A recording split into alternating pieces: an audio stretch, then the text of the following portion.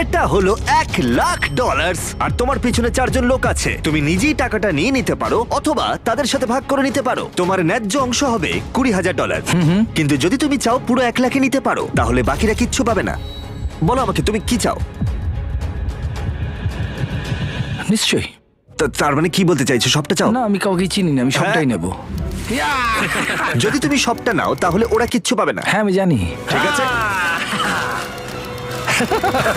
আমি অনেক পেয়ে গেছি, অন্যদের সুযোগ দেওয়া উচিত। কিভাবে এটা আমি রাখবো? হ্যাঁ, সব চলে যাবে। এই 4,000-এর মধ্যে তুমি কতটা চাও? 0। কি? মাত্র $4,000 বাকি আছে দেখে তোমার কেমন লাগছে? মানে মানুষটা সত্যি খুব লোভী। তোমার পরে দুজনের কেমন লাগবে বলে তুমি মনে করো? তাহলে আর 1,000 রইলো। আমি 500 নেব।